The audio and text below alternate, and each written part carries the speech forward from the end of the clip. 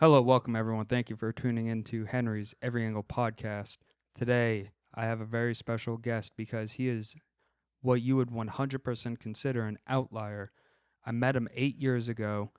He told me he wanted to lose over 150 pounds is what you needed, Terry, and it was all just to be able to join the military. I mean, this is like David Goggins crap.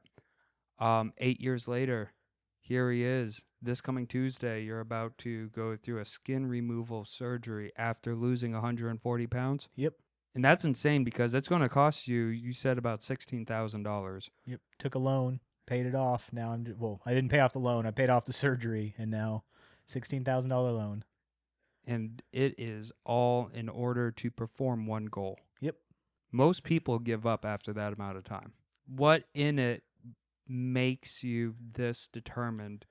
Because, I mean, if you were to consider it, if you were to only live for 80 years, you're talking almost an eighth of your life went towards this goal. The desire to be in the military started when I was 6. So I met Richard Marchenko, the Navy SEAL who started SEAL Team 6. Yeah.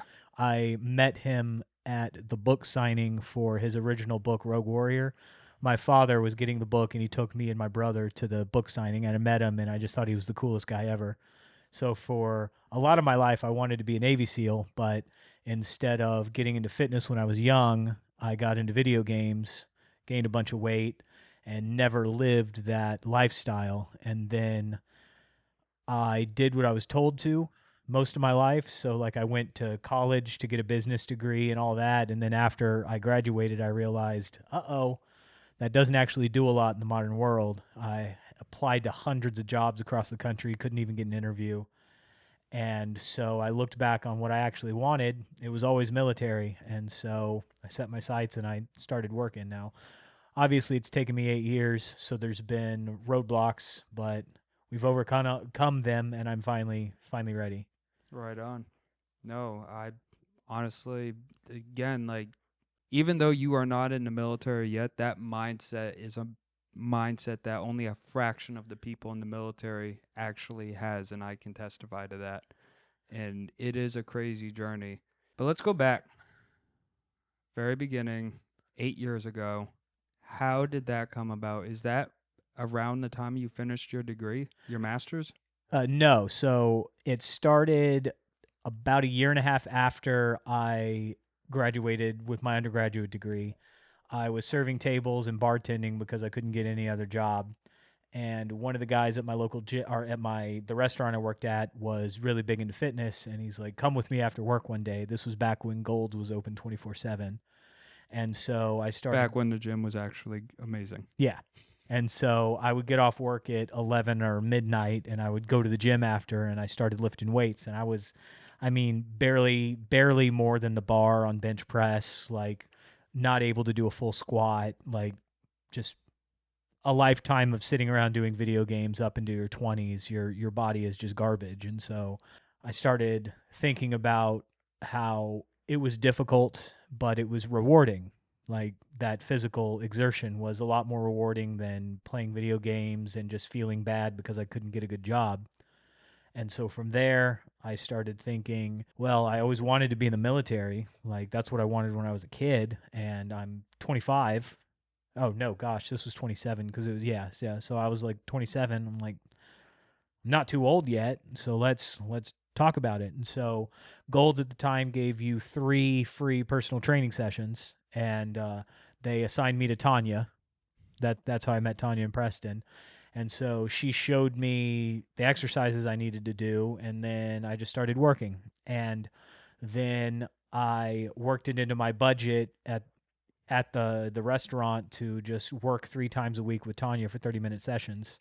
She gave me the diet plan and everything. At that point, for about 6 months, all I ate was rice, chicken, and broccoli with 1 cheat meal a week of whatever I was craving. But 3 times a day, I ate a cup of rice, a cup of broccoli, and 6 ounces of chicken.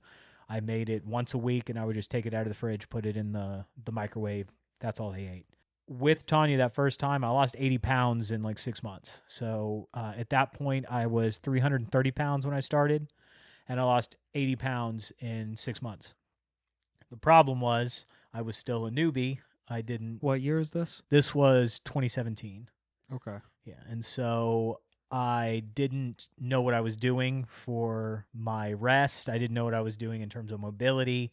So I ended up damaging my Achilles tendon. And so I got rocked around by the U.S. medical system where this doctor was just trying to make money off me. That's literally what it was. I saw 4 different doctors. They all said something different.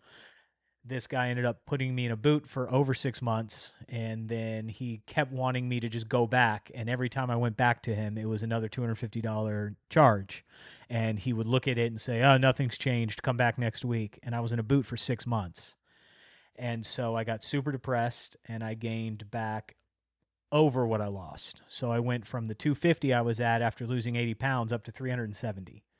And so my heaviest, I was 372 and a half pounds. And so this was late 2017. It took me maybe 6 months to gain all that weight. So about 2018 was when I was at my heaviest. That's when I started my master's degree. That's when I became an EMT. So I was on an ambulance running calls with a boot on my leg. The ambulance life really made it difficult because you're up for 24 hours, no sleep. When it's 3 a.m. and you haven't eaten, the only thing that's open is sheets. And at 3 a.m. when you haven't eaten all day, you're not going to get a salad. You're getting hot dogs and chips because that's what your body craves at that time. I started getting better because I maintained my workouts. After I just one day took the boot off. I was like, it's not getting better. This doctor is jacking me around. I just took the boot off and started stretching. And that's all it ended up being, was just the tendon was irritated and I got into stretching. And now I stretch half an hour after every workout. And the pain went away and I was able to do everything again. That goes back to the whole David Goggins comment, what I said before, because that was the exact same thing. Yeah, where he thought he was dying and then he just started stretching. Yeah. But that's all it took to make my ankle better. So I'm a typical late bloomer for like a guy who's always been heavy, like played video games. So 2018 was when I got my first girlfriend, and that blew up, didn't end well. And I lost 30 pounds from that 370 then, and I got down to about 340, started losing decently. Then I continued the EMS life, and so I kind of stabilized at around the 315 frame. I got a lot stronger, but I didn't really progress on the goals for a long while. And I was frustrated because I'm still an EMT and I just wasn't happy at the job because it is stressful. You see a lot of bad stuff. It's not good, healthy lifestyle long term. But I ended up actually moving in with Tanya and Preston for a year right when COVID hit. Oh, I never knew that. Yeah, so I was kind of in limbo for about a year and a half, just staying at 315, dropping to 300, going back and forth, not knowing what was wrong. And then I moved in with Tanya and Preston, same thing happened. I dropped down a little bit more because I was living a more healthy lifestyle during COVID. Ended up moving back in with my brother. It was just kind of an experiment for a year with them to see if getting me out of that environment would help. Still didn't. I still think it was just the EMS lifestyle that was keeping me from it. But I was still grinding in the gym. I got up to a 450-pound deadlift, a 400-pound squat, like 235 bench. Like I got stronger. You got stronger through the process, but Right. you weren't losing the weight that you wanted to lose. The fat wasn't coming off. Right. And so about 18, 19 months ago, I heard about the ARMS program in the Army, which I call it the Fat Boy program. It's a program where you can go in up to 8% body fat over standards, and you go to fat camp. And you have 90 days. They cut you down to body fat percentage, and then boom, you go off to basic. And I was like, that's my shot. I'm not that far off from that. And so I went crazy and lost 80 pounds in about 8 months again. What it ended up being is I literally took a bag of chicken tenders to work with me, like just raw chicken that you would buy at the store, not fried chicken tenders. I would sear it in a pan, put it in the fridge overnight, put it in a plastic bag, and that's what I would eat at work. And I would eat nothing else. Even if I got hungry, didn't matter. I had my chicken, that was it. So that allowed me to start losing weight. And I dramatically increased my cardio. And I cut so many things out of my diet, like sugar completely, Like I replaced it with berries and truvia, basically the stevia extract. You can make a really good dessert with just that. And so whenever I wanted something sweet, it was just fruit. And I cut all fried food out of my diet. So I was doing okay before diet wise, but when I saw that it was seriously an option and that this dream was possible, I cut about 80 pounds in about 8 months. And then I joined. I joined the Army last April. Let's rewind a little bit. Okay. So you basically went on, it's kind of like a tropical diet or Mediterranean diet. Yeah, it's kind of Mediterranean. I didn't Yeah. eat that much fish then. I'm eating a lot of fish now, but it was mostly like chicken or like 90-10 beef, like that kind of stuff. But Yeah. basically just cut out all the processed stuff, like even at work. The only thing I would still drink Monster Rehab because at 3 a.m. I want caffeine. Oh, yeah. But I have a caffeine issue. I will not lie about it at all whatsoever. I'm getting better at it. One of the things, I just got done listening to the Sean Ryan show. I don't know if you listen to him or not. And one of the things he just said was look for single ingredients foods and eat that. So on the lines of, if your grandmother does not know the name of that ingredient that is in that piece of processed food, don't eat it. Yeah, you probably shouldn't put that in your body. Yeah. And that sounds like exactly what you just basically did for the most part. You chicken, salt, I know that one. Yeah. Pepper, I know that one. Egg, I know egg. Yeah. But like basically staying on the outside of the grocery store. Yeah. I mean, we all know what to do. It's just actually doing it is the difference. So like when I went in limbo for a couple of years where I couldn't drop my weight, I knew what I was doing wrong. I was eating like garbage at work. I wasn't sleeping right because of my job, and I was using it as an excuse to continue to indulge in the stuff that I know I shouldn't. And then I finally got myself back on track. I gotten at the time what I thought was a very good relationship, and that helped too because I was happy. That ended up falling apart, but that's neither here nor there. Got into the Army. I actually got into the arms program, and that was last April. And then they measured me at one point on my body, and they said, your body fat's good. Then when I went back in August to ship, so I enlisted in April, was supposed to ship in August, they told me I was too fat. And I was very confused. I was like, what do you mean I was too fat? Like, you allowed me to join. And they're like, yeah, well, that was then, this is now, you're too fat. And so I got stuck in RSP limbo, which is their reserve soldier thing. It's their before basic for the National Guard. And I was stuck in limbo for a year. So I just signed my discharge paperwork for the Army last month. So between when I enlisted and August, I lost 10 more pounds. So I was down 90. I was down to 280 at the time. And then since then, I've lost down to 235. So all in all, it's just under 140 pounds that I've lost in about 18 months. So I've been on the journey for 8 years, but in reality, I've lost 135 pounds in about 18 months. That's fast. Yeah. Like, that's why I'm getting the surgery, because I got a bunch of loose stuff on my front. The doctor said he's probably going to cut off another 15 to 20 pounds of loose skin and fat, because the way it's lost, it's a bunch of loose skin, but it still has just loose fat with it as well. And so he's going to cut off. Yeah. Like you don't, it's not organ fat. Yeah. It's actual belly fat. Yeah, that's just, but it's not attached to muscle anymore. It's like completely loose. Like if I took off my shirt, I can just move it around. Yeah. And if I lean over, it just hangs, and it's visibly not connected to anything but the skin. Right. And so he's removing that from my front. And apparently, because I've been fat my whole life, my abdominal wall is split. And so he's suturing that back together as well. So I should have actual abdominals when I'm done as well. That's exciting. Yeah. Do you have a plan for afterwards? Yeah. So I already have the Navy officer test scheduled for the end of April. I've been working with a Navy recruiter. Rewind a little bit. When I mean that, I mean like your recovery plan. Yeah. So because the last thing you want is, because you're going to need to take time off, right? How much time do you need off? 6 to 8 weeks. It's For- actually not even that long. Yeah, for me, it should probably be about 6 because I work out so much. My recovery is faster than the typical kind of person that gets surgery. But so I already cleared it with my manager. My next shift is tomorrow, and it's my last shift because the surgery is Tuesday, and it's what is it, Wednesday right now? So 6 Yeah. days. And my relationship fell apart February 13th, my birthday. Whole long story, but fell apart then.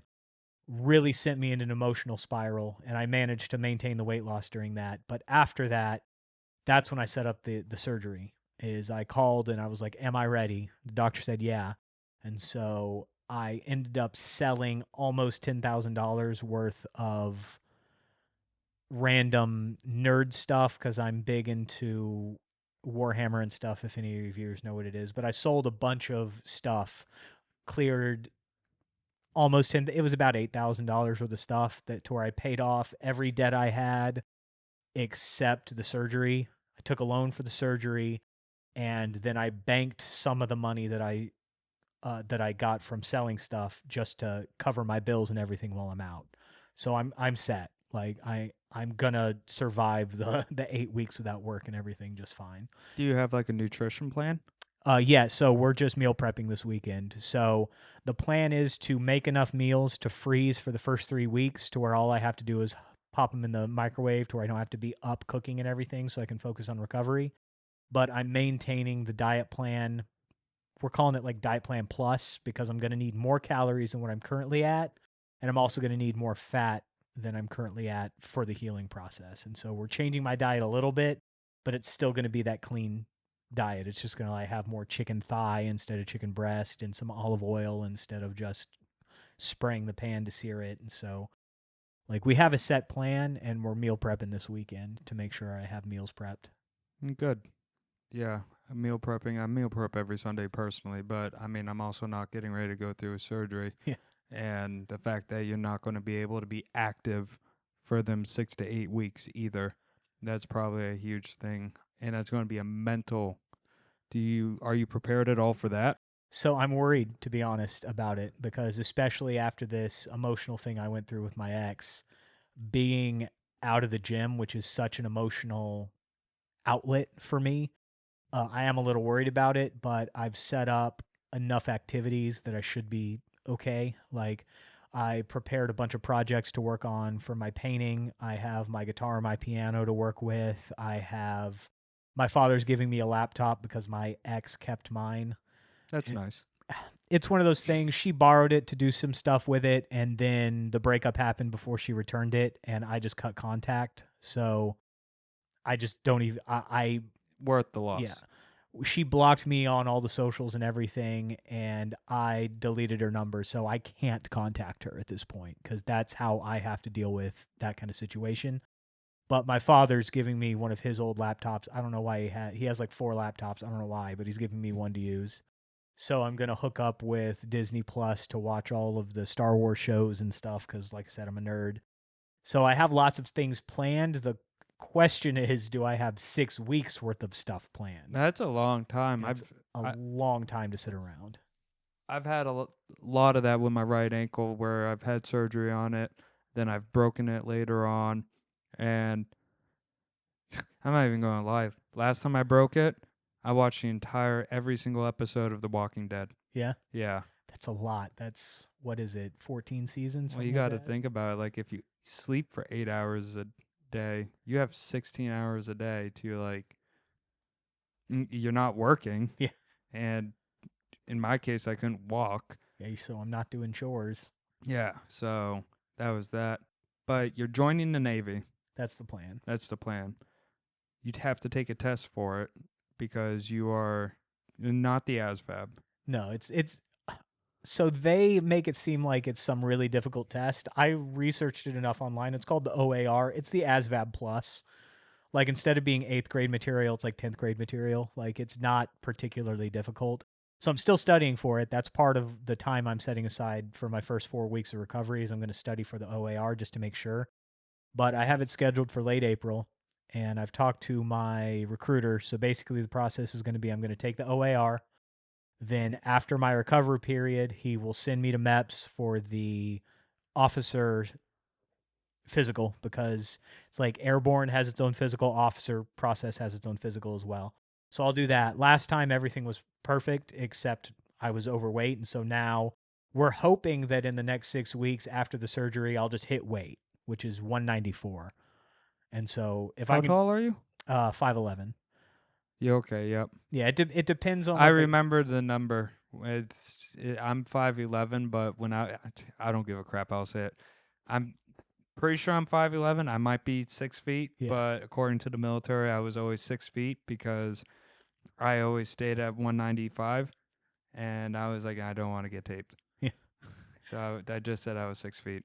I'm close to 6 feet. I'm right in the middle. I'm like 5'11 and a half. So half the time they measure me, they say I'm 6 feet. Half the time they say I'm 5'11. So I'm shooting for the 5'11 weight just to Be safe. be safe. But so after that, once I'm cleared by MEPS, boards are in late summer. So July or August is what he said when I'll go to boards. And then after that, there's usually about 60 to 90 days before they decide who gets in. And then about 4 weeks after that, you would ship. So, according to the recruiter, if everything goes well, I should be in by the end of the year. And because of my degrees and everything, he said I should be a shoe-in for what I'm aiming for, which is Supply Corps, because they need Supply Corps officers real bad, because it's not glamorous. You're not flying jets. You're not shooting cannons. You're counting supplies and making sure planes have fuel. So, But it's an easy way to be on a more guaranteed side to get in. yeah. And so it'll get me in. Then I can request other training. I can request a transfer if I qualify for something else. But with my age, because I'm 35 now, I'm taking what I can get at this point. Like, I want in. And then from there, we'll figure it out. Because I don't have a wife or kids. They can send me wherever they want. If they want to put me in Japan, they can. If they want to send me to Italy, I don't care where they put me. They want to station me in San Diego at that Naval Air Station. Whatever. I'll go wherever you guys want as long as I'm in. I mean, since you're going to be in the Navy, are you going to consider trying to go through buds? No. No? Not at my age, no. No, I have too many injuries from working out. Like, my right shoulder is not great. My right knee has some issues sometimes, and I can't deal with the cold. So, like, I'd get to buds, they'd have me running miles. I'd be like, whatever, I'll keep going. All the physical pain I can deal with. They'd put me in that water that's 40 degrees. I'm ringing the bell. I'm out. Yeah. I can't deal with the cold. I don't know. I think the experience would be great. The entire reason I ended up even getting out was because of trying to get into ranger school. Yeah. But I just wanted to do it. Just the experience, even if I didn't make it.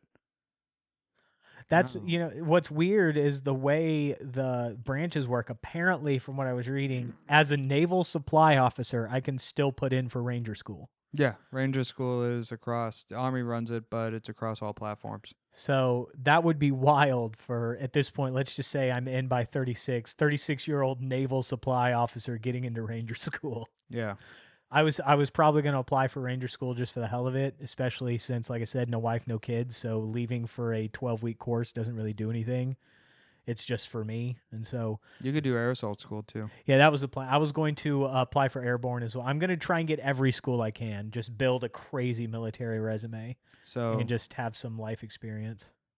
I went to air assault school weighing 185 pounds. A lot of slim muscle, hardly any kind of fat on me at all whatsoever. Air assault school is only 11 days. I got out weighing like 173, 174, 11 days later, and only 40% of my class even passed. Yeah, I heard it's other than like your standard like special operations thing, it is the hardest school.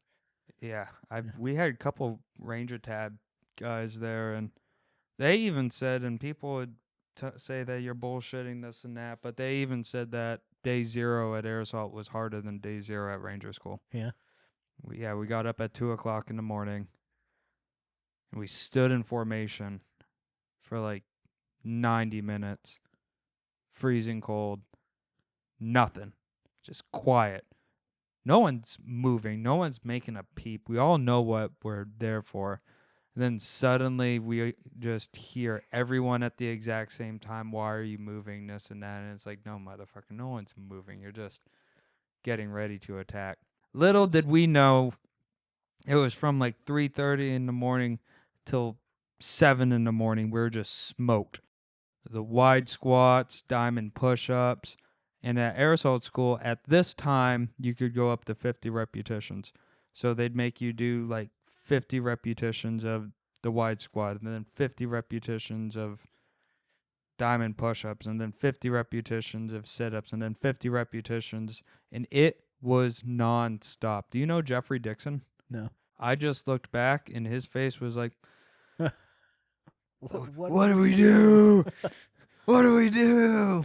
Well, I know they get around the repetition limit now. So one of the things they did at RSP for the Army is they brought in the green phasers, which are kids that at 17 joined, went to basic over the summer, and then they're Oh. waiting till the next summer to go to AIT. So once they graduate high school, they'll go to AIT. So these kids they have us just tell us what basic was like. And all of them said, yeah, they have that. You can only do 10 push-ups or whatever. But first of all, they're 3 count push-ups. So they're already going to be 2 push-ups per single. And then what they would do is it'd be like drop and do 10, stand up. He moved, drop and do 10, stand up. Oh, that guy moved, drop down, do 10. So you're doing 100 push-ups. You're just standing up between every 10. Yeah. And so that's how they get around it. So they still do that. You're just standing up between sets. Yeah, they changed it back in like 2007 because they had so many people get medically hurt at basic training because of what you said. So many people they stopped jumping off of hay bales. They stopped vandalizing buildings and running from the cops. Like these kids all stopped all this like crazy stuff they used to do, and it all turned into video games. It all turned into being inside. Yeah. And they lost all the vitamin D. Their bones were weaker. Their muscles, their tendons, their ligaments, they weren't where they should be. And they had to change the standard because they just weren't taking it in. Now, do I agree with that? No. But it happened. Yeah. And that's exactly how that turned out. What was weird was when I was still in, and I got a couple kids who came in. They were born after 9/11. And I'm just like, my generation joined because of 9/11. Now I'm an E6, and I have these PV2s and PFCs who weren't even alive. And I'm like, what happened? And that's wild. I work with several young EMTs that are post 9/11 births. Like one girl was born in like 2004, and she's an EMT at the company I work at. And that it's wild because the other thing is, yeah, they don't know what it was like when it happened because like everyone from our generation knows it. Like I remember exactly where I was when I Yeah. heard, and then the rest of the school day they just played the news. These kids don't know what it was like beforehand too, and so that's like a generational trauma for millennials and stuff because it happened when we were kids. So our childhood was the happy, optimistic 90s, Oh, 100%. and then boom, this giant traumatic event for the whole country happened. Half of us went to war, and the other half watched as the world fell apart. Like as spending went up and government power went crazy and the identity politics took over where everyone just hates each other for what letter they put next to their name on a political thing. Like it's really wild to think about. These kids have grown up only seeing the world in the pessimistic way it is now. Yeah, and I never even really considered it like that because, I mean, we grew up in the generation of like, when the streetlights come on, get inside or Yeah. else we're going to beat your ass. And that's not even a thing anymore. Kids just don't go outside. Kids don't go outside, and I mean, it's completely different too. I mean, I used to ride my bike like 3 miles to get to my friend's house. And it was on like a back road, a dangerous road to ride your bike on, but I would do it all the time. But no one was texting and driving. Yeah. Oh, that I didn't even think about that. They grew up with smartphones. I didn't have a smartphone until I was 18. Yeah, I had the what was it? I never It had was a an Evo, is what it was called back in the day. It was the first phone with a kickstand. yeah, I never even had a I had a flip phone in high school. Yeah. And I had to buy my own first smartphone. Yeah, same. I was 18 right after high school when I bought my first smartphone. So yeah, consider that there weren't texting and driving when we were kids, and now there is. Remember passing notes in school instead? You just wrote your text on a piece of paper and handed it around the classroom. Yeah, I That's remember what it getting was. broken up by them text messages. In class, that's wild. Actually, she gave me back my sweatshirt, and she was like, "Here you go." She was all cute, smiling and whatnot. I put the sweatshirt on and put my hand in the pocket, and There's a note. there's a note. And I'm like, and my friends are like, "What's wrong?" I'm like, "She just broke up with me." I'm like, she couldn't even look at me in the face. Yeah, I didn't have that. I was awkward and fat my whole life, and so like I didn't have a girl. Like I said, 28 was when I had my first girlfriend. Yeah. And so that's always weird for me looking back now, is that I'm finally getting to where I wanted to be in life. Like physically I'm getting to where when I look in the mirror, I don't hate myself as much. Like so confidence is up, the possibility of me finding more partners is up. Hopefully I find the right one. So I look back on all of that aspect of my life I missed just because I was awkward and heavy, and it's kind of a bummer that you miss that entire aspect of something that's so important to so many people, like that young love thing. And that's always that's been rough emotionally to deal with, like looking back at how much time I've wasted even with this weight loss thing. Like yeah, it took me 8 years to finally do this. And so looking at that wasted time when in reality only would have taken me 18 months if I had just been in the right mindset and attacked it like I ended up doing. It's a great achievement for me, but I don't see it as that because it's taken me so long. And for me, it's not even really a great achievement, period, because it's not like I accomplished something in my mind. It's me getting myself to where I should have been in the first place. Does that make sense? So, like, for me, I don't feel like losing 140 pounds is this great thing to be proud of. It's just fixing myself from a previous screw up. Like, And you also feel like you kind of wasted 6.5 years because it only took you 18 months to do it. a lot longer than that. I feel like I wasted my entire 20s. And I mean, God, I'm 35, half of my 30s now, too. I feel like the EMS and Martinsburg itself, like, just, I say it stole my youth from me, but I mean, I did that myself. It's my actions that caused me to gain weight. It's my actions that drove me into a job. And I was going to say, you also need a job. Yeah. That's no beat around the bush with that. You need money. You need an income to pay your bills. Yeah. I mean, I guess you could have been out landscaping. Back Yeah. when you saw me like really ripped, yeah, that's because I was going to the gym and then I was out shoveling mulch and digging holes to plant trees. Like, you want to get ripped, you're going to have a pay cut, but you're going to get the exercise. Yeah, it's like the farmers. Yeah, oh God, yeah. The farmer strong guys, it's not fair. No, that's different. They're built different. Their bones are developed but different. Just because of the repetitive movements they do. It's like fighters too. Literally, the bone density in MMA fighters are thicker than yours and mine. Just because how much they train to be able to do it, your body compensates for it. Yeah, I did MMA for a long time back in Kansas, and we would roll our shins to make the calf bones bigger. And you can take a butter knife and just tap your shin up and down to create microfractures that will heal, and the bone will be thicker.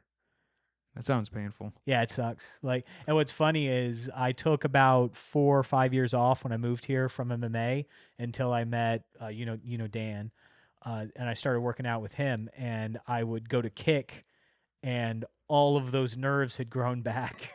And so the first time I checked one of his kicks, I was out for like a week because Dan is diabetic and he's done MMA like forever. So he has no nerves in his legs. He literally can't feel his legs. Yeah. And so when he checks or kicks you, yeah, it's He's like, sorry, man.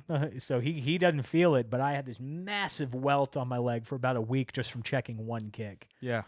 And so I haven't done MMA for a while again yet, but It's too dangerous for me. I got scared because I ended up doing kickboxing and I loved it. God, I loved it. Like literally, like there's two types of people. There's one person who gets punched in the face and they're like, "Oh God, I never want to do this again." And then there's the psychos, which I was a psycho. I got punched in the face by like the strongest guy in the room. He beat the crap out of me. Don't get me wrong. I hardly laid a punch on him, but like one hit in the face, and I smiled. I was like, I love this, and I got such a high, such an adrenaline high. And we're going at it, and at that point, I forget, idiot, you don't have stable ankles. yeah, that's Yeah, for and kicks I and everything. rolled it, fell on the ground, but luckily because we were actually in the box that we were fighting in. Luckily, I could just fall with it easily and not get hurt. But that it was at that point where I was like, "You got to really think here." I'm like, "You are playing with fire, doing this again." And there's the new information about every punch you take is contributing to CTE. Yeah, It's like instead of those like big hits you see in football where guys are knocked out and they're different forever, it's like just a drop in the bucket with MMA. But over time, that bucket fills, and now you have serious brain damage. And so, and I shot 777 howitzers. yeah, so you're Yeah, yeah, not doing MMA is probably good. But uh, for me, yeah, MMA or martial arts was different. Like I learned Filipino stick and knife fighting as well. I really enjoyed that. yeah. But the jujitsu and the boxing, I didn't enjoy at all. But I did it because my mindset was if something ever goes down, I don't want to be defenseless. Oh, And 100%. so every jujitsu class I had to talk myself into going to because it's so hard and everyone's better than me. That was my mindset. And so it was just an act of survival getting through class. And so the way I looked at it is like if I'm sparring with someone and even if they have dominance the entire match, if they don't tap me out, I won. Yeah. Because in my mind that means I survived. And so that's the way I approach martial arts. Is it was never fun to do jujitsu, but it was learning to protect myself in the real world. Oh, 100% because jujitsu is so much more psychological. Like there's a lot of thinking and a lot of different ways. It's a whole different language. It's not like we're kickboxing where it's kicking and boxing. No, you're rolling around. You have different moves. You have different arm bars. You have different ways to do arm bars. At one point, you think this person's going to win, and then you blink and you're like, "What happened?" And you're knocked out. Yeah, The other thing psychologically with jiu-jitsu is if you're going against someone who's significantly better than you, it's demoralizing on a level that's hard to describe. When you realize if this person wants to kill me, I'm dead. There's nothing I can do to stop them when you're going against someone who's a lot better than you. yeah.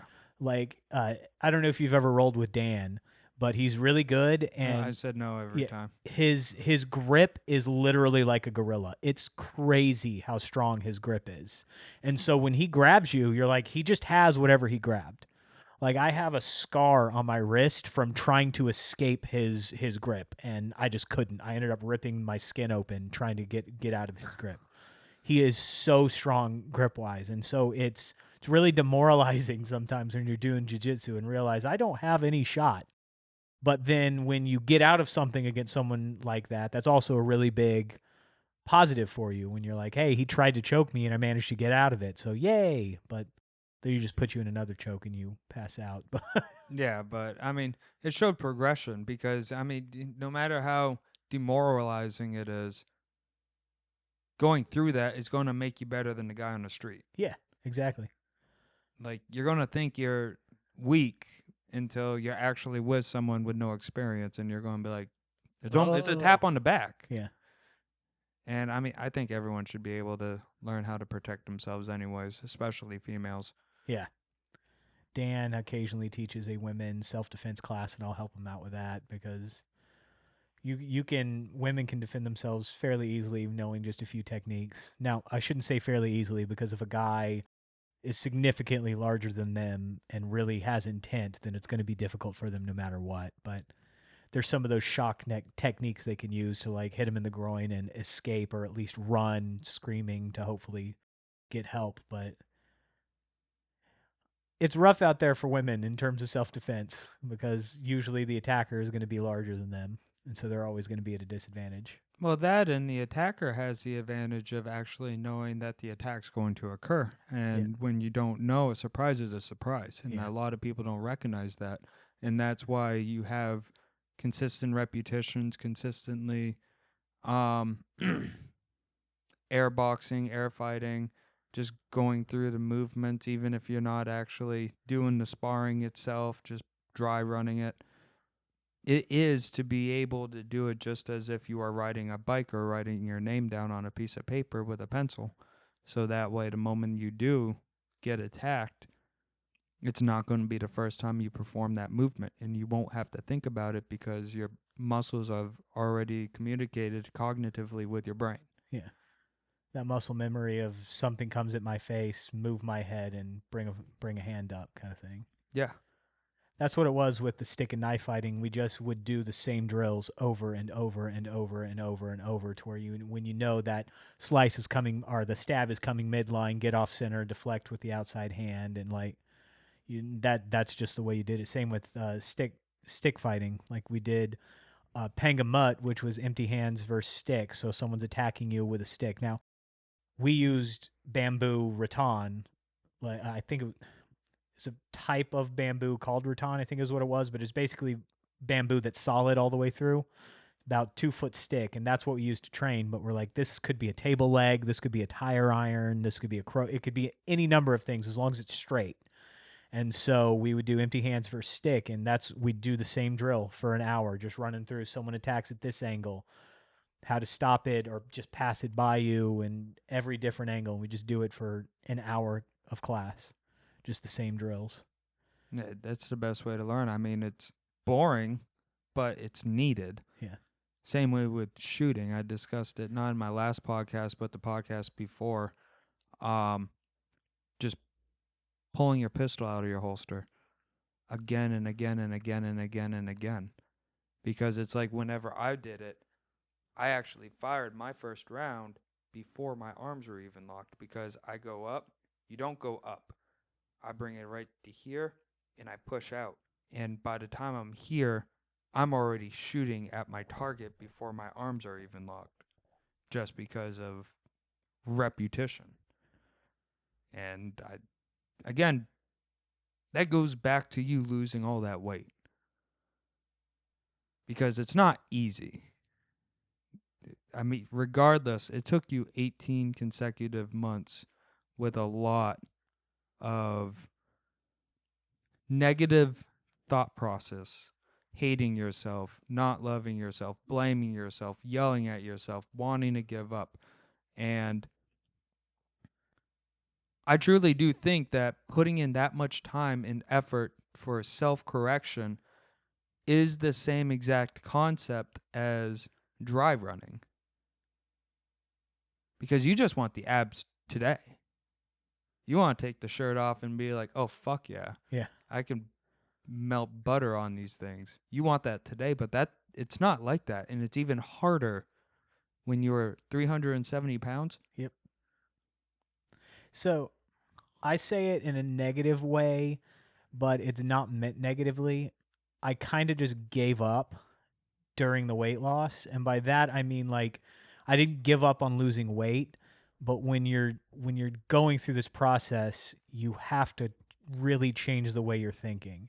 And so I kind of gave up on a lot of things, like gave up on food for comfort just completely. Like, that's not a concept I should have if I'm trying to lose weight. And I, in a lot of ways, gave up on comfort entirely, because the entire process is just very, very uncomfortable. Like, I gave up on fighting hunger.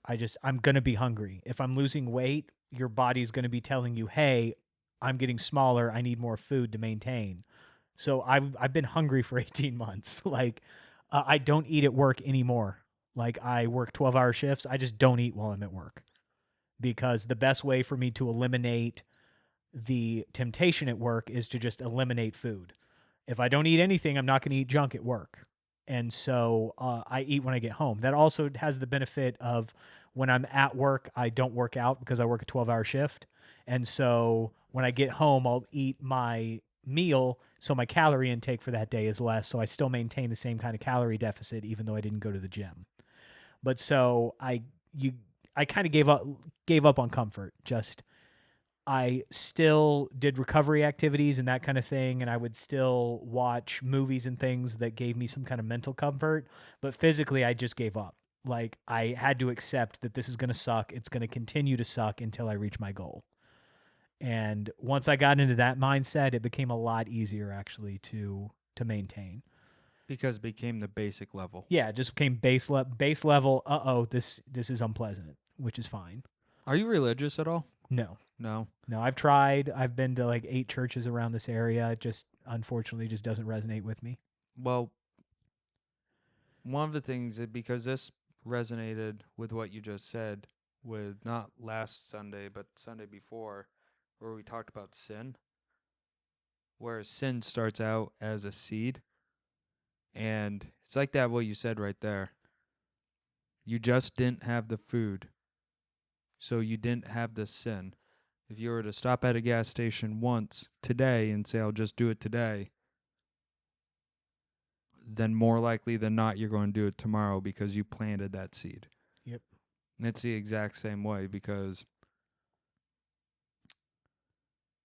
James 1:12, I think it says that, or maybe 13, one cannot say I'm tempted by God because God is not tempted by evil and God does not tempt anyone. But Satan is the number one temptation, and junk food is heavily within that because of the amount of comfort, the amount of unorganic dopamine that is behind it. And it is so crazy because it will 100% shoot your tell me if I get like a little off track and you don't know what I'm saying here. But it shoots your D2 receptors. Your D2 receptors are your dopamine receptors. So like your body creates dopamine, but your body has to also grab the dopamine. Does that make sense? Yeah. And I'm going to make a YouTube. I'm in the middle of making a YouTube video on this. So I'm going to like not put too much into it. But like sugar, in a sense, can be the exact same way as oxycodone. And it's because when a baby is born, a male baby is born, and you want to have them have a circumcision, after they have the circumcision, the first thing they give them, instead of a painkiller, is sugar water. And they give them sugar water that one time because their brain is so sensitive to dopamine at that time because they're not even like 48 hours born yet, where the amount of dopamine from that sugar water is enough to alleviate the pain from the surgery of cutting off the excess skin. They only do that one time, though, because after that, the baby will refuse breast milk because all they will want is that sugar water because their D2 receptors will not activate towards nutrition. It will only activate towards comfort. It's like when I had surgery on my ankle, I had Oxy 3 times because I know how addictive I get to everything in my life. And that was like scary. So I just didn't do it. But it's the exact same way as everything else. Everything could be used in a good way, but things are often abused. That's like our entire culture. Yeah. Yeah, they have me prescribed Percocet for the surgery, and I'm worried about it because I'm the same way. Like I feel like if I take any, especially with my job, seeing all the addicts that I see, I'm really nervous about having narcotics at all. But yeah, it's terrifying. 3. I had 3. that was my plan, was if I do take it, to take it like the first day after the surgery and then switch over just to Tylenol. Do the first two. They told me to do the first two. I listened on day one, and after that, I was like, no, I don't need it. But what you don't realize, you're going to feel like, no, this isn't that bad. What you don't recognize is the amount of drugs that are still in your body from the surgery. Yeah. So you practically don't need it on day one, but they tell you to take it anyways. You're going to want it for night number 2. I woke up feeling like I was on fire Yeah. because I didn't take it. I shot out of bed and I looked at my ex and I was like, get it. Get it now. They're apparently they're putting in a numbing IV drip that's going to be running for the first 7 days. Yeah? Yeah, so I'm going to apparently down on my abdomen, they're going to have a needle inserted that's going to have a numbing medication that's like taped to my chest that is pumping constantly for the first week into the suture area. Well, that's good though. Yeah, but that's not narcotics. It's literally just numbing agent. Yeah. So I'm not going to be able to feel anything. That's why I figure I shouldn't need the medication. Now, I know Pardon you me. talked about like giving up on like happiness, right? Yeah. So I'm working with a therapist now just to try and work on emotional stuff, not like anything serious therapy wise, not like emergency anything, just like trying to get a better emotional grip on everything. But yeah, so with my ex, I thought she was going to be the one. Like, it went all the way to engagement before it ended. And so even recently, the idea of finding happiness kind of feels like maybe that's not for everyone. Maybe some people just have to raw dog life and get what is given to them. And so, yeah, I would say that I really did give up on the idea of happiness. It's more like finding some place where I can be even content, even just not miserable, was the goal. So, again, like going back to like the psychology world, happiness is not a physical, it's a reaction. So you can't really look for happiness. What you can do is look for what will bring happiness. And I think that's where like a lot of people mess a lot of things up, but then they also lose reality. I want to take this back into the surgery. Do you have a fear that you're going to come out of the surgery and be disappointed with the results that come about this? Or are you going with this only open minded? Absolutely, I have that fear. So that's just the way my brain works. I've always been pretty anxious and always been kind of pessimistic.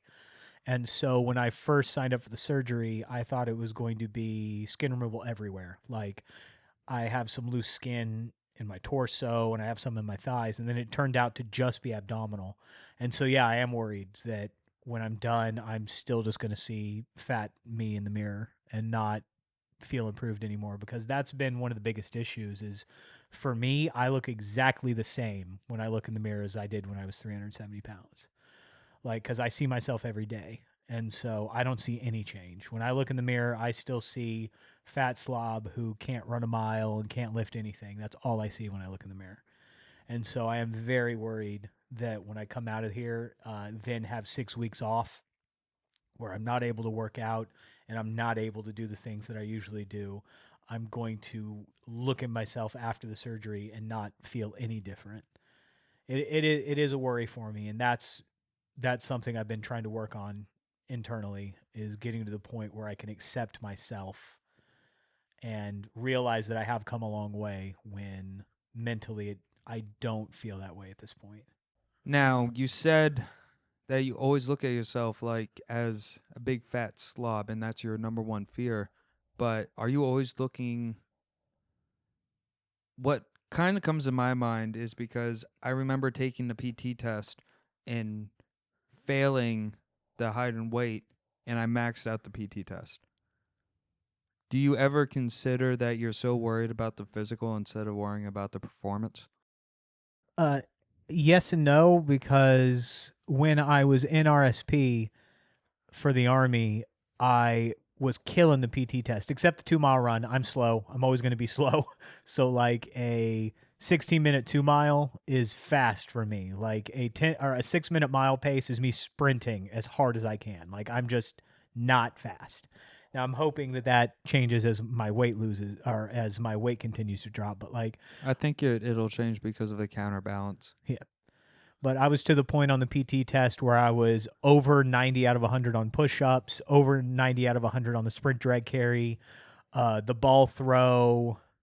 What are the other three? The plank I wasn't great on just because hanging fat makes it really painful on your back to do planks. And so I was passing that in the run. I can't remember what the other two, but I was getting over 90 on 4 out of the 6 events. And what's crazy is in the Army now, once you've passed fat at MEPS, if you get an 80 on every event and score a 540 on the PT test, they don't even tape you. You could be 600 pounds, and if you still got an 80 on every event and a 540 overall, you're fine. That's not how it used to be. Yeah, but yeah, they changed it now. But the problem is you still got to get in. And so what we were hoping is that if I could show them that I could get a 540 on the test and have 90s on everything, they would let me go to fat camp anyway.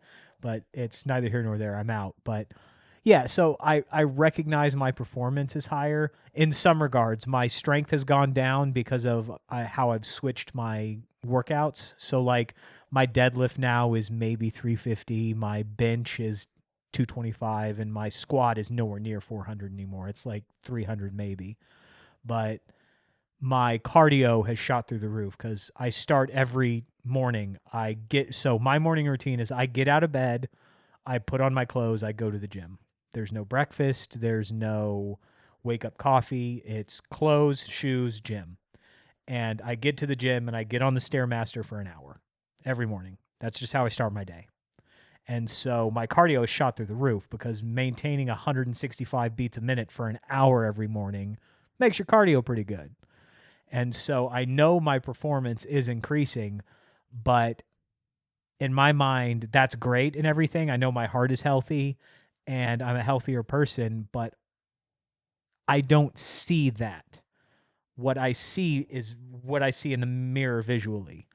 And so even though I've changed a lot, I still don't see it. And so while I recognize that my performance has changed and I'm better and I've improved in so many ways, I still just see myself in the mirror.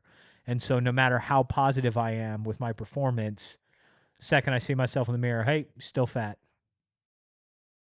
And so even at work like yesterday I was at work and there were 6 of us in a room right at the end of my shift and we were all just talking and we were talking about what we want and what we're doing. And I just said, I don't want to be fat anymore. And 3 of the people who I've worked with for several years is like, you're not really fat anymore. Like you've lost so much weight. And I'm like, yeah, well, You want more. yeah, I want more. I want to be in perfect condition.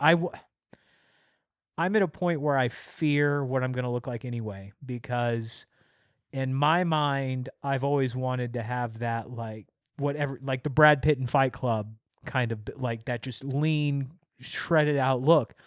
And I have 54-inch hips, like on the hip bone, or 44. On the hip bone is 44 inches and 54-inch shoulder. I'm never going to be that slim guy.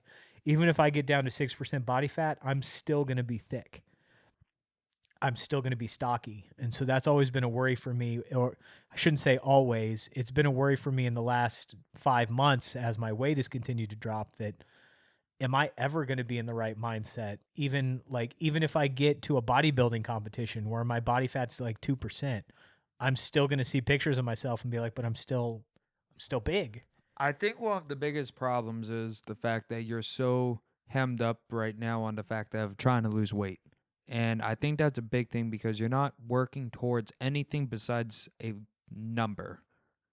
I think if you're to do this, and an example, I know you don't want to do it, but if you were to do this, go through it all, and then you're like, I'm going to do a marathon. That marathon, the anticipation of the marathon and working towards an event that's going to occur will allow you to have better organical dopamine created in your body, because as of right now, you're just trying to lose weight, get in the military, or lose weight, have the surgery, get in the military. there ain't a fun thing about all three of them things. One of them, a lot of hard discipline. The other one, you're having surgery. And the other one is the military. None of it is fun. So, I mean, if I were to give any kind of advice, I would definitely really, even today, did they schedule a date for the bodybuilding competition? The one we're looking at is October 4th because we're not going for me to win an open competition, but they have a transformation category where people who have lost weight can compete. And so that's what we're going for. And so the one in October is in Pittsburgh and they have a transformation category. So that's what we're trying to do. Are you signed up for it yet? No. I would sign up for it today. We want to wait until at least I get out of the surgery just to see if there's complications from the surgery. Okay. But once that happens, we are going to go ahead and pull the trigger and sign up because that'll give me a goal and it'll force me to maintain plan because even after the surgery, I still need to lose more weight. Like I'm still going to I still have fat deposits all over my body. We're just taking all that loose skin. And that's going to probably drop 6 inches off my waist. It's probably going to drop 15 to 20 pounds off my body weight, but we still have more work to do. And so having that show is going to maintain having a goal other than just get to the military at that point because I'm so goal oriented as a person. Like if I don't have a goal, it's not good for me mentally. You and me both. I have to have a goal. And so even if getting into the military is my goal, if I get to the show and be in the best shape I've ever been in, that will be a goal that happens before the military. Right. And so that's what we're looking at. Sorry, Preston. Sorry, Tanya. No, my answer doesn't change because you sound like me. Even if there's a possibility of complications, I would sign up for that show today. Just because you sound like me, and again, like I put a pretty amount of money going into this so far, but that's because I have a goal. Yeah. And honestly, it's probably going to be just like you losing weight. It's probably going to take a long time for me to see a single penny back, if I ever see a penny back. But it's never going to happen unless I keep doing it. I mean, that's how content creation works. So like, I don't know if you know who Soda Poppin is. No. He's one of the bigger streamers. I don't watch streamers, but I watch YouTube, and so he'll pop up. And the way he became famous as a streamer was just doing it. He streamed like 8 hours a day, every day for like a decade. Because he's one of those guys that started right when streaming happened. Yeah. And that's the reason he's one of the top streamers. It wasn't because his content is fantastic. It wasn't because he did anything special necessarily. It was because he was consistent. 8 hours a day, every day. And now he's worth millions, and he just streams. And it's the same with Joe Rogan. I mean, even the Joe Rogan podcast, I forget who he was talking to, some guy who knows about aliens or something, typical Joe Rogan podcast. But he was talking to, no, it was last episode. So he was talking to Bert Kreischer. And he was talking about that when he started it towards the beginning of podcasts, and everyone around him was telling him, don't do it. And he's like, no, I'm going to keep doing it. Well, he wasn't even doing it for an income. He just did it because he wanted to bullshit with his friends. Yeah. And so, but he ended up having the biggest podcast in the world just by continuing. And so perseverance is one of the more difficult things to train yourself to do, but it's kind of, once you get the hang of it, of that mental trick of telling yourself that, yeah, it sucks and I'm demoralized, but I'm not going to stop. It's not that difficult to actually do once you can do it the first couple times. Like what's David Goggins uses the cookie jar method. That never worked for me. I just kind of tell myself not to be a bitch. It's kind of how I do it. Or you know Cameron Haynes? I know of him. I've heard the name before. Read his book. Yeah. I think you would get off on Cameron Haynes more than David Goggins. One of the things in his book, it was like, oh, you lost 30 pounds. Nobody cares. Oh, you just completed a marathon. Nobody cares. Yeah. You got a college degree? Nobody cares. And it is such a truthful thing. And it's like a buddy of mine, his mom died, and it was wild to hear it from him. But he said that the hardest thing about losing a parent is the fact that your whole world stops and ends, but everyone's around you keeps moving. So being in EMS has changed my perspective on a lot of things in life about that. Because, like, first of all, David Goggins is seriously mentally ill, and not in like he's the toughest man in the world. Like, if you've read his book, he has trauma that he should probably be in constant therapy to try and resolve. Now, he has done an amazing job turning it into a positive for his life, like more than anyone probably ever, turning that negativity into something positive. But I met the guy at the Arnold Classic long time ago now. Like, he's socially awkward. Like, in person, he was shaking everyone's hands and was friendly, but he like didn't even really make eye contact a lot. And I think it was he was shy, but like, I don't want to be someone who's traumatized like that and just forcing myself to do it for that reason. I just want to be able to force myself to do it because I know I should. And so, exactly what you're saying, no one cares. I learned that in EMS. You go into these nursing homes, man, and they're hell. It's just prisons for old people, is basically what it is. And what's the ones that suck are the people that are in their 30s or 40s who had a stroke or a serious accident Oh, yeah. and are stuck in these things, and they're looking at 40 to 50 years ahead of them where they're just in a bed. There's one guy I used to run. I haven't seen him in months. I don't know if if his family moved him out of the area, but he was a D1 athlete, 19, had a stroke, shut down his body. So he couldn't even stand up. And this kid was in a nursing home from 20 years old. And like, he literally can't do anything.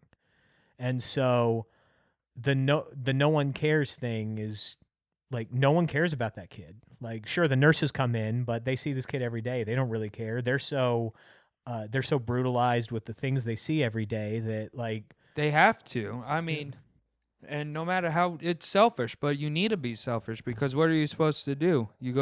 Someone has to take care of that kid in the nursing home. It's not like they're going to put him in a room and then not have anyone even turn the lights on or bring food in. Someone has to be there. But that nurse cannot bring that trauma back to their own home to take care of their own 4-year-old. Yeah. It doesn't. And you build up barriers to where, one, it doesn't affect you, but it negatively affects you emotionally because, yeah, I can compartmentalize the bad stuff I see, but at the same time, I don't feel emotion like a normal person anymore because I've been on the ambulance for a decade. Right.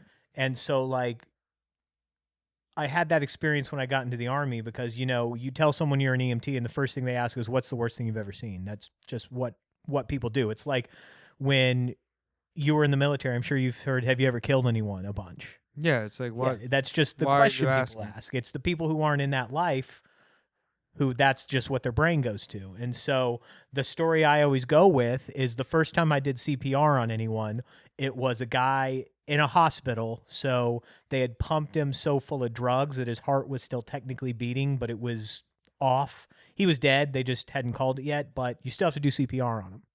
And so they sent us in. The reason he was there is because someone had shot him in the back of the head. And something about he was into this girl and her boyfriend was a drug dealer, and when they broke up, she went to his house, and then the boyfriend came over and ended up shooting him. So it was real sad because the guy was just trying to help a girl he liked. That's its own lesson. But so this guy has a hole in the back of his head, and every time I do a compression, blood and brain matter are coming out of the back of this guy's head and shooting onto the floor. And So you're that- just like, Yeah, that's the story I usually go with because people are like, what? And you're like, yeah, don't ask that question. That's not a good question to ask. But I'm to the point where, like, I say it and I have no reaction because, like, yeah, it happened. People die a lot. Like, sometimes it's funny. Like, that's the other thing that's bad is, like, I've been in EMS so long that when people die, sometimes I laugh. Not because them dying is funny, but the circumstances can be funny. yeah, and Or- you got to have some kind of, God, what? Zach Rife? Yeah, the comedian. Yeah. He says it perfectly. You have to be able to laugh at your own trauma. Yeah. If you can't laugh at your own trauma, you're not going to heal.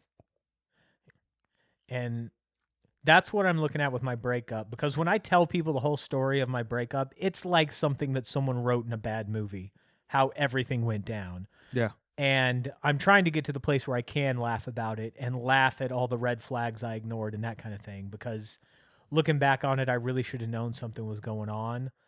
But being able to laugh at it is going to be a major step in the right direction towards healing, and then hopefully being able to have a healthy relationship with someone in the future. Because at this point, I don't even want to think about it. Like, sure, I'm a guy, I'd like to get laid now and then, but it's not something I want to focus on at all. What I want to focus on is improving myself, getting my life to where I want to be, to where I can actually be a person and not a shell, if that makes sense. Yeah. And so that's why, like, I picked up a piano because I've always wanted to learn piano. And so I've been playing it over an hour a day. And I've been focusing on my guitars over there, just trying. I've been working out at the gym more, making sure my diet is perfect. So I've been trying self-improvement. Instead of focusing on the negative. And I think that's important for everybody to realize, that when something bad happens or when you're in that rut where you don't know what to do, you just got to try and stay positive with it, even if you're being negative like I am. Like, I gave up, like I said, on comfort, but I still am being positive. Like, I'm not giving up on everything. I'm still driving forward, and I'm still focused on a goal. I think I agree with all that. And I like all of it. And you need that. Going back to the bodybuilding competition, though, the only thing I'd have to say what would make that different than everything else is you don't want to get to the end of the surgery and be like, well, what was the point in all of this? I think I would sign up for that, or sign up for a 5K. Shit. Like in July, Yeah.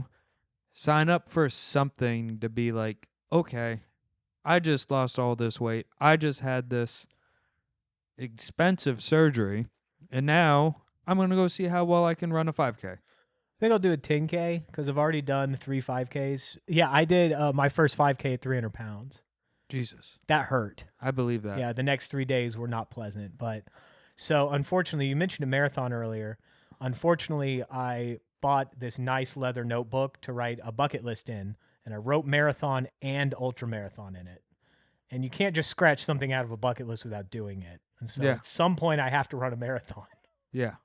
And then an ultra marathon. I'd love to do an ultra marathon. That's just not in this lifetime for me. So first step is a 10K. The goal was a 10K, then a half marathon, then a marathon. Yeah. Because I'll build up to it. But yeah, I have to do the bodybuilding competition too, because I'm writing a book about my weight loss, because I came up with the title, Too Fat to Fight. I think that's a great title for a book. So David Goggins wrote his book. I think it would be interesting to write a book from my perspective on someone that is doing it significantly older than David Goggins did, because he was like 25 when he lost his weight, and also coming from a significantly different background. Because my childhood was fine. My parents are still together. Like, we were poor when I was young, but then my father got a good job, and I've always lived comfortably. And that's its own trap, is being comfortable your entire life, never putting yourself into discomfort.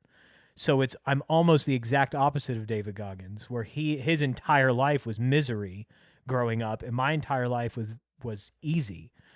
And we fell into different traps. He fell into a trap of getting into food and getting big because he was dealing with emotional trauma. And I just never went through anything difficult. And so that's why what I'm writing my book about is that America, we have it easy here comparatively to the rest of the world, or a lot of the world, and the rest of time. We have it fairly easy. And so it's very easy to get in a trap where you're stuck in that dopamine cycle, and you're stuck eating junk food because it's easy, and you're never doing anything that's difficult. So that's what my book is going to be about, is how I broke that mindset and sought out things that are difficult to try and make myself a better person. And having on the cover a picture of me when I was fat, because I did take some shirtless pictures for this is what I looked like before I got after it. A second picture of me in a naval officer uniform, and then a third picture of me on stage at a bodybuilding competition. That'd be pretty good for a cover. I think that would be really good. And I really do think you put into a good perspective. It's like Dr. Oh my goodness, what's his name? Is it Huberman? No, not Huberman, that fitness guy. He's bald. Think he's from Russia. Stepani? Yeah, something like that. One of the things he was talking about was the fact that it's not necessarily the food that people are eating why they're so fat. It's because they can actually afford to be fat. Back then, all your money went towards being able to live and be able to barely survive to take care of your family. So you were eating your wage. Now people are still eating their wage, and it's a lot more of a wage. Yeah. And I think that really does. When I heard that, I was like, oh my God, he's totally right. I'm like, it's not about the seed oils. It's not about the dyes. We just have the money to eat like crap. We have the money and it's easy. That's the biggest thing is we live in this, I hate the term hustle culture, but American culture is about using every second. Like you always have to be either consuming content or actively working, or you have to be doing something. And so people don't want to take the time to spend 30 minutes to cook a good meal. And McDonald's is on the way home and it takes 5 minutes to go through a drive-through. And if you have the money and you have the convenience, for most people, it's an easy decision for them, especially I don't have any wife or kids, so it's been easier for me because I can focus on myself. But for someone who works a full-time job and then has to come home and take care of children, that McDonald's looks better and better every second just because it's easy. I just thought of something. I'd love to see a statistics of like obesity from 2019 going up to 2019 and then see the difference of it today. Because my rent in 2016 was $850. Now I have the exact same size apartment and I'm paying $1,800. It's So that, and the reason why I say that is because it is not as easy. It was easier to become fat in 2016 than it is for me to become fat today. Yeah. And I'm really curious to see actually what them numbers would look like. It's really rough now. I don't want to get into politics because that's just a rabbit hole.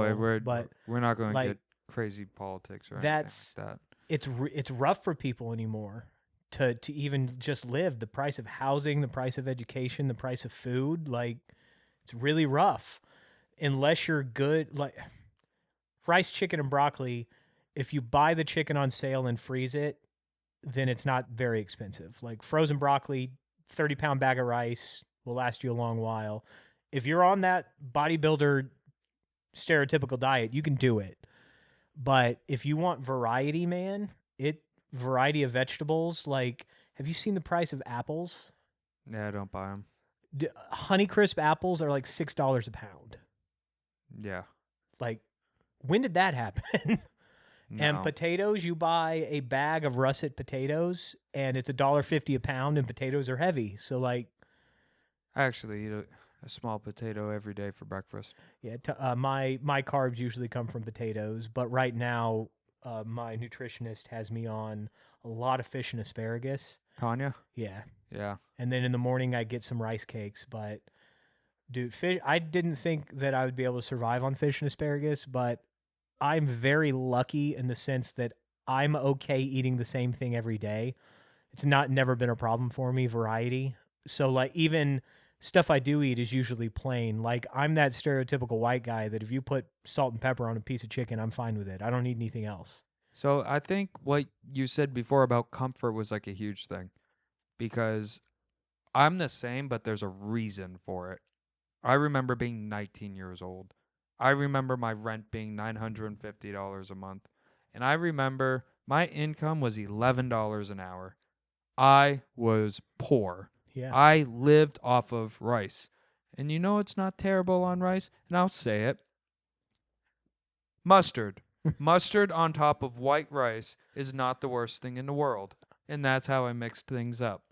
And it really did carry on to today because I do all my cooking. Like, I don't know if you saw the last dish I made, but like, I do all my cooking on Sunday for the entire week. I'll eat the same meal besides breakfast, although I do eat the same breakfast every day. But like, lunch and dinner is the exact same meal. Every once in a while, there's like a deer liver or cow tongue or cow liver, cow tongue, cow heart. I have organs too. I'll mix that into it. But no, I eat the same lunch and dinner every day for a week. And then the next week's just different. Yeah. So like by the time Friday comes around, I'm like, I'm kind of getting sick of this and I'm just adding a bunch of hot sauce to it. But I don't have to cook. That's what I do for I cook my fish fresh because It's fish. yeah. And so what I do is I buy bags of frozen tilapia fillets that are individually wrapped. I thaw them. I spray a piece of aluminum foil with nonstick spray, put it on there, cover it in blackening seasoning, throw it in the air fryer. About 15 minutes, the edges are crispy, it's cooked all the way through. I eat it and it's fine. And with my asparagus, I've found the way I enjoy asparagus the most is I chop the ends off the root end. I put it in the air fryer for about 4 minutes just until it's hot and the green is really vibrant, and then I eat it. I don't put anything on it because whenever I put seasoning on asparagus, it just tastes like the seasoning. So I just eat the asparagus without anything on it, and that's how I ended up liking it the most. Yeah. But like, I wouldn't have even had to put mustard on rice because like so when I cook my rice, I put in a capful of rice wine vinegar and salt in the water, and then I cook the rice, and I could eat 5 pounds of that with nothing on it and be fine. Like I just Do you cook with it or do you add it after? I bought a $250 rice maker because it's easy. So like when I cook rice, I put in water, salt, the sushi vinegar, and the rice, and I just close it and click a button. And an hour later, it's perfect. And so you put that in before you cook it. Like you can salt rice after it's cooked, but I feel when you put it in the water, it just tastes better. Yeah. But yeah, I can eat everything plain. It blows people away when like even at RSP when kids are covering stuff in sauce, I'm eating army canned food just without anything on it, just shoveling it down. I don't miss it. Yeah.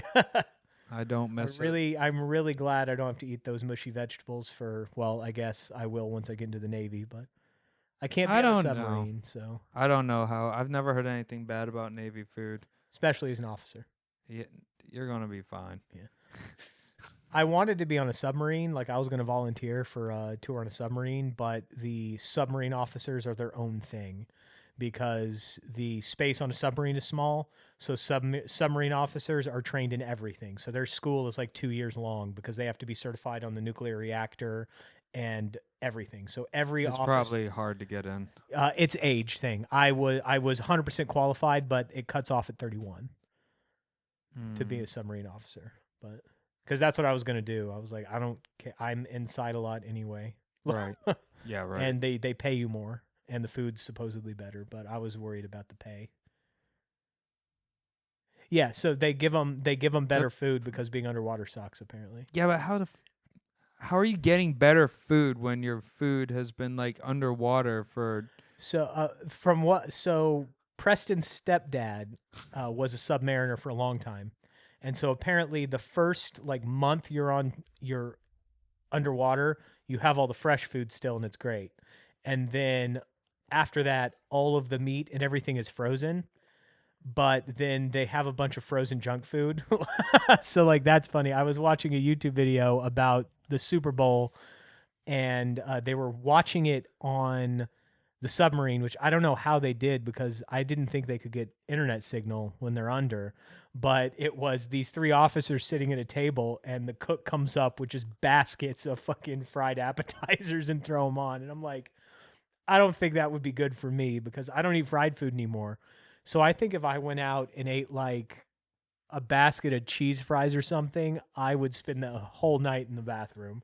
You'd also have to think about. I mean, I'm sure there's a possibility that they go out and get food delivered to them, like restock. and whatnot. But like if you're out there for over a month and you haven't done that, that's a lot of storage. Yeah.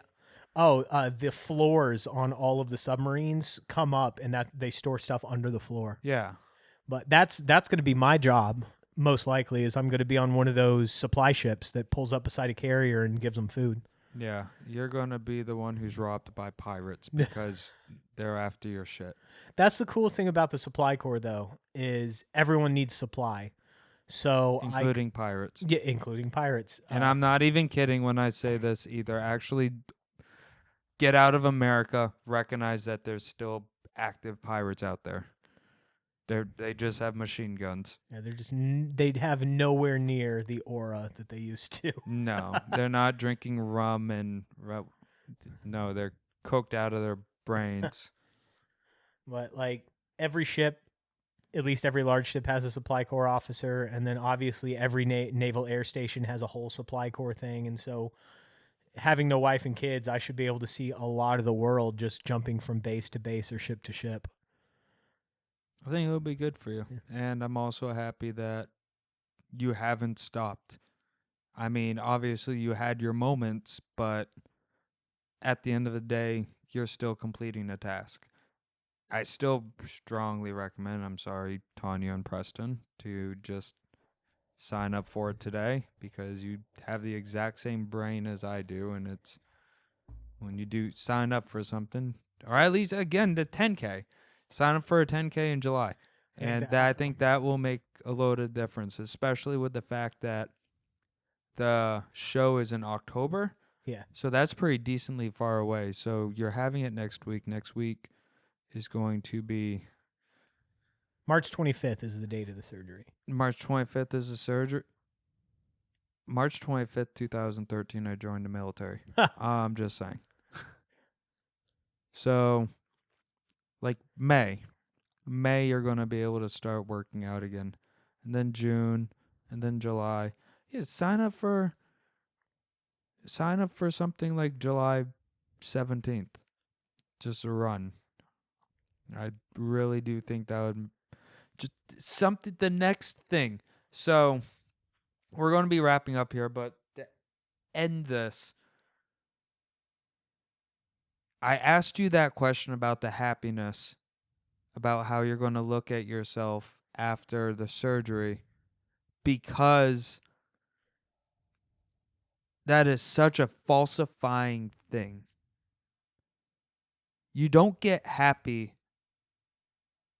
after you bought the truck. You're happy with the anticipation of buying the truck. And you're already not happy right now as it is. You're already really in a funk. So I wouldn't have the expectation. Now, if you become happy, don't fight the happiness. Enjoy the happiness. You fucking deserve it. But I would be looking towards the next thing even through your recovery. I think if you were to think and be able to sit down, okay, when on this day I'm going to go for my first run and I want to run this many miles and I'm going to do it at this pace and I'm going to track my heart rate. Like, give yourself something to think about for July. And I think that will create a more positive experience going through the recovery. That's my advice from me to you. I think I'll look for some 10Ks today because that will be a good setup. I also paint, and there's a major painting competition at the end of August that I'm going to be working towards. And then what was the last thing? There was one other thing that I was going to... Oh, yeah, my music. I'm working with my singing coach, and she owns a studio. And so just like practicing playing instruments, I've been practicing writing every day by her advice. And so I would like to record 4 or 5 songs, actually go down to her studio and record my own music before I leave for the Navy. And so that's also on the list of things to do. That'd be great, man. Yeah. I told my friends I think it would be very funny if I wrote a breakup song about my ex and then it went viral. Like I have no delusions of grandeur. Like, I don't think I'm going to be, I don't want to be a famous musician. That has never been a thing. It's just like having that goal of making my own music has always been there. But I don't have a desire to be famous from it. But I think it would be very funny if I had a viral song based on everything that happened. I swear to God, if that were to occur and you became successful off that, I am going to change your name to Taylor Swift. No, what I told my friends is if it happened and I got rich, what I was going to do was contact her mother and set up a college fund for her daughter. Because it helps her daughter. Because that was what was part of what was rough about the breakup is I had formed a relationship with her daughter, Oh, yeah. and then that's gone forever. But so like I think that would be a very petty way Yeah. to both help the daughter and like I won. This is, you see this money? Nah, your daughter gets it. Yeah, but that's just a petty fantasy because I know it wouldn't make me feel any better about the whole situation, but No. it's still funny to think about. You have anything for me? No, this has been a lot of fun, man. Dude, it was a good time. Appreciate you having me on. Maybe we could do it again while you're in recovery. You'll have the time. Yeah, I'll definitely have the time. What kind of music you doing? You like to do? I like everything except trap rap, and so Like singing wise, though. so my voice is good for country, so that's not what I'm. Pardon me, that's not what I'm working on. My singing instructor does screams, so I'm learning metal screams as well. So I have 2 metal songs written, and then I have 4 or 5 either just guitar or piano accompaniment kind of songs that are mostly pretty emotional about different aspects of what I went through with her. Yeah. Like, so the hardest moment of my life thus far was I took her to Bermuda on a cruise during our relationship. And a service they offered was wine bottles that you would give them a picture. They would put your picture on the wine bottle. And so we got it done. And we said on our 10-year anniversary, the night we got it done was the first night we exchanged I love yous. So there was a lot of emotion there anyway. And then we said we were going to open it and drink it on our 10-year anniversary. And so everything happened that night of my birthday was when we broke up. And I went through the house the next day and got rid of everything that reminded me of her, and I gave it back to her. Like the pictures I had of us, every little gift she get, all of it. Boxed it up, put it in her car. She came and got her car. It was done. Then like 2 days later, I was feeling really emotional. We have a liquor cabinet, and I was like, that's not good because I don't want to, get crazy drunk about this. So I went into the liquor cabinet to get all that stuff and throw it away, and that wine bottle was there. And it gutted me that like I had broken down a couple times, had some like really teary moments. I had like a virtual panic attack of emotion when that happened. And so the hardest moment was taking that wine bottle because it was Tuesday night. My trash runs on Wednesday morning, walking it outside and putting it in the dumpster to be taken away forever. Because that was like wiping my hands of the relationship. We were supposed to drink this on our 10-year anniversary. Now it's garbage. So that was probably the hardest moment emotionally I've ever had. And I wrote a song called Wine Bottles and Goodbyes. Fuck yeah. Yeah. And so like most of the songs that I'm writing are just crazy emotional. Yeah. Because I think that's what brings the best songs is when you can feel that guttural emotion in it. I'm going to ask you something. I mean, it's going to be right on here too. How would you feel since you're doing all this if you were to write up like an intro for my podcast? Oh, I could. Yeah, if you want me to. Yeah. That'd be badass. I'd pay you for it. Like a musical intro or Yeah, like a musical intro. well, honestly, I'm not that good at music yet. So so like I actually started taking guitar lessons because I kind of floundered in my music and I'm trying to become an actual musician instead of just a mimic. So I could, but it would be very basic because I'm like a open chord strummer kind of guitar player at this point. Now I'm working with a teacher to get better to where I actually know music instead of just knowing chords and songs. Does that make sense? Yeah. And so at some point I definitely could. Give me a few more months. Absolutely. I'll probably be at a point musically where I'm comfortable writing my own stuff that's not just chords. But I wouldn't have any trouble with it. It's just at this point it would be very basic. I'm a chord strummer, piano player too. That's fine, man. Just figure I'd throw it out there. Yeah. But cool. Want to say thank you for sharing your story, coming on the show. Love to have you again afterwards to see how you feel about, because I mean, I am sure a lot of people have thought about doing this kind of surgery and they just didn't. So if you'd be down, I'd love to have you on again and talk about. Absolutely. I can bring before and after pictures too, Cool. because the surgeon is taking like super detailed before and after pictures of the surgery. Sweet. Yeah. I mean, you're paying $16,000. Yeah, You the least Yeah. you can do is get a picture. Yeah, for real. Like, that was a pretty wild moment when I went from no debt to $16,000 Oh, on that God, account yeah. because I worked so hard to get myself completely out of debt. But I'll definitely come back, man. Cool. Sounds good, brother. Yeah. Thank you.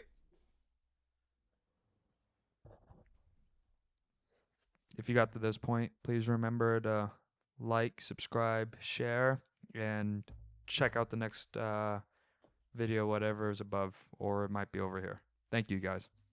I'm going to put one more thing out there. Well, I'm not actually going to put it out there. I'm going to have you talk about it real quick. So basically, I have funded the surgery through debt, and I started a GoFundMe. I'm not trying to get $16,000. I put it at, I think, $4,800 is what I did it.